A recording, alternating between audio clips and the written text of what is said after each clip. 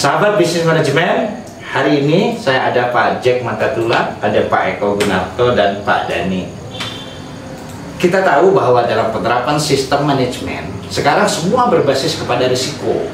Mau ISO 9001, mau ISO 45001, mau ISO 14001, dan sistem-sistem manajemen lainnya yang berbasis ISO, semuanya menggunakan risk-based thinking. Jadi prinsip dasar adalah prinsip bagaimana mengelola terhadap risiko-risiko. Nah, apa sih risk-based thinking itu, dan mengapa risk-based thinking itu menjadi dasar dalam penerapan sistem manajemen? Kita akan simak dari para pakar-pakar yang ada, yang kebetulan berada di tempat ini, dari Pak Jack, Pak Eko, dan Pak Dani. Mari kita saksikan video berikut ini. Pak Jack Matatula ini adalah konsultan senior di Indonesia dengan pengalaman lebih dari 20 tahun sebagai konsultan. Luar biasa, dan beliau sangat konsisten. Hari ini beliau juga selain konsultan, beliau di badan sertifikasi. Semangat pagi Pak Jack. Semangat pagi Pak Jack, ini kan kita semua sistem manajemen yang diterapkan secara internasional, bahkan lembaga dari nasional manapun berbagai negara, semua mindset dan pola pikir kita sudah berubah ke risk-based thinking.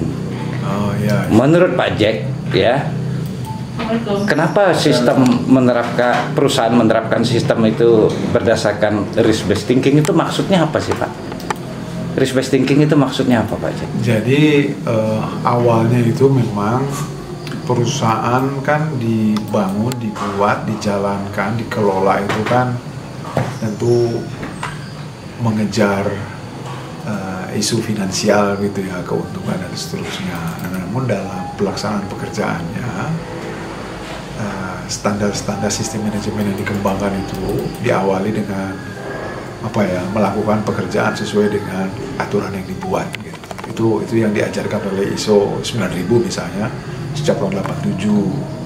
Namun di versi-versi yang terakhir ini mengalami perubahan mindset juga dari sisi standarnya, bahwa mereka mengembangkan sistem yang berbasiskan risk-based thinking gitu ya, atau dalam bahasa kita pengelolaan itu berbasiskan risiko. Artinya dalam mengelola pekerjaan itu kita mesti memahami risiko-risiko yang mungkin terjadi di setiap prosesnya.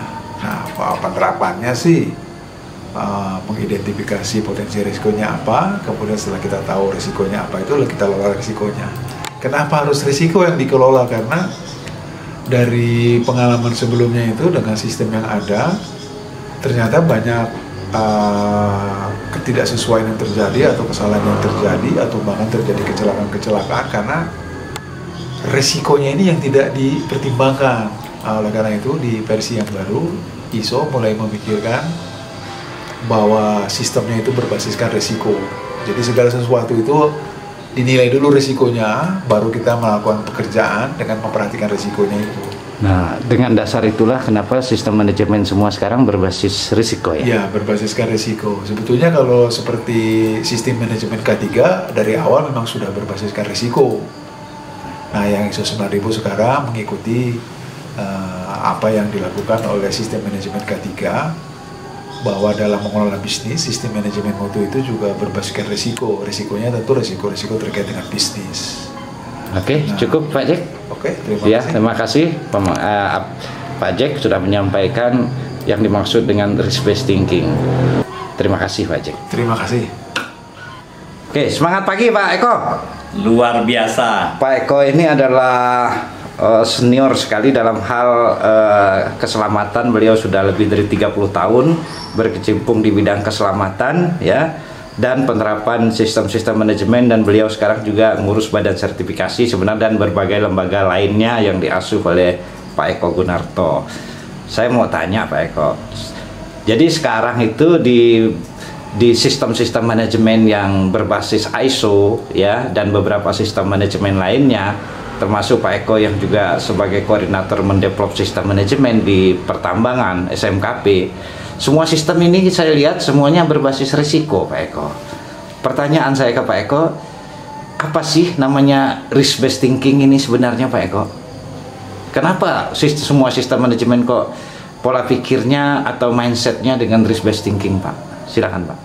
Ya, kalau kita dari kata-kata risk based thinking, ya, kita secara sederhana, thinking itu kan berpikir, ya, base itu yang mendasari, risk itu suatu risiko.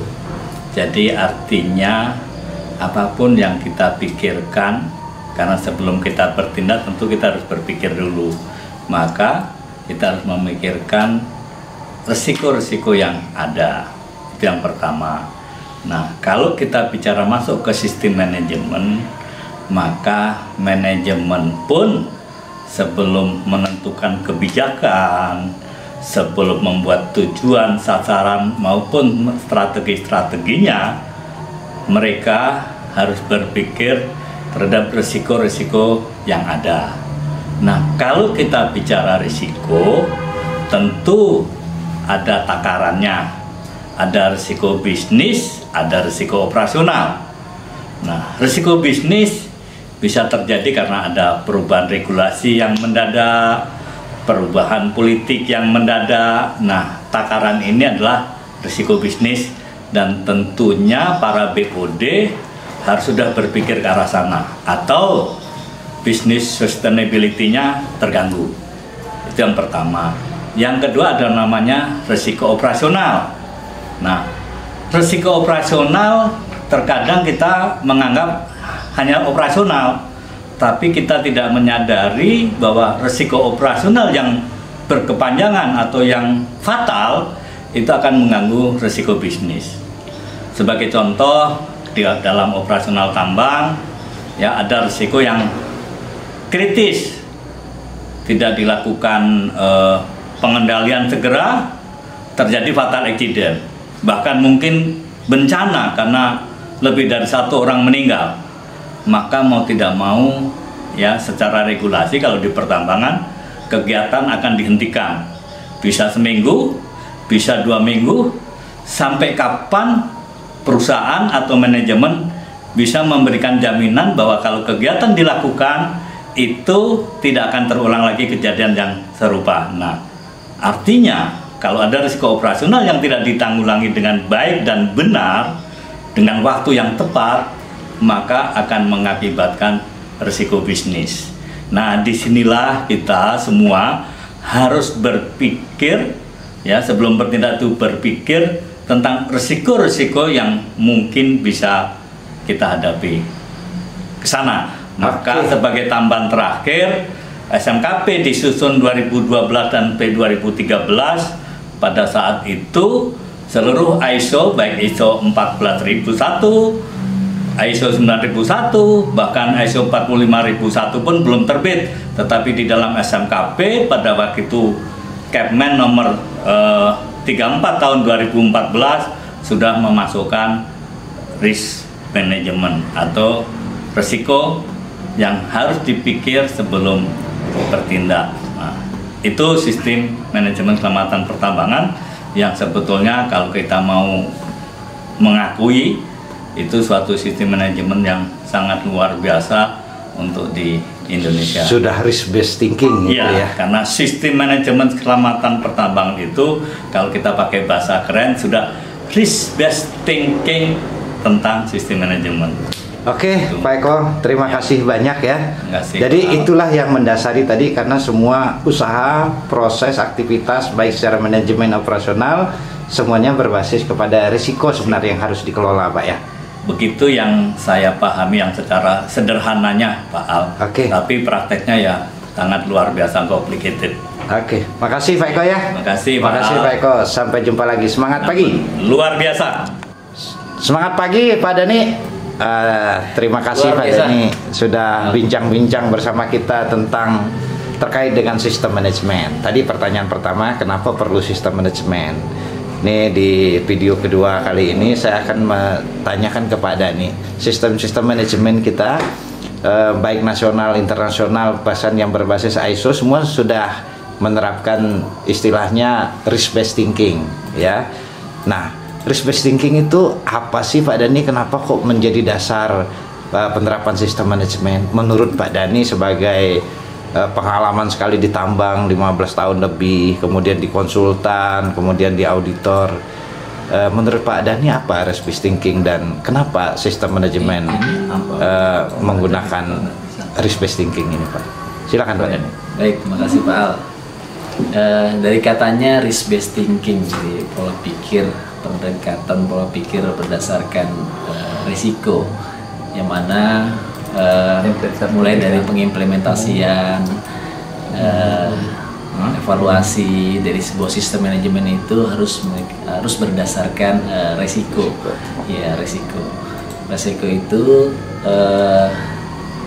dan juga risiko yang memiliki dampak, terus kemudian juga berpikir mengenai masalah peluang, ya, risk dan opportunity kalau kita bicara mengenai ISO 9000 versi yang baru sekarang, di mana resiko itu yang tentu harus dikelola, itu yang sifatnya lebih kepada ke depan itu lebih kepada sistem manajemen yang bersifat lebih strategik, ya, karena resiko-resiko, dan juga tidak menganggap sebuah resiko itu hanya sebagai yang berupa ancaman saja, gitu ya, ancaman atau dampak yang diakibatkan dari berjalannya operasional, namun juga lebih kepada menganggap resiko itu sebagai opportunity, ya, opportunity yang juga bisa membuat katakanlah perusahaan itu melihat resiko itu menjadi sebuah peluang, ya, peluang untuk mengembangkan tujuan perusahaan menjadi lebih besar lagi. Terima kasih Pak Dhani ya atas masukan dan pemikiran terkait dengan risk based thinking yang sekarang hingga ke depan itu akan digunakan sebagai basis, sebagai dasar, bahkan sebagian orang menyatakan bahwa risk based thinking itu adalah mindset, ya, yang harus digunakan dalam menerapkan sistem manajemen dalam satu organisasi atau perusahaan. Pak Dhani, terima kasih. Semangat pagi. Luar biasa.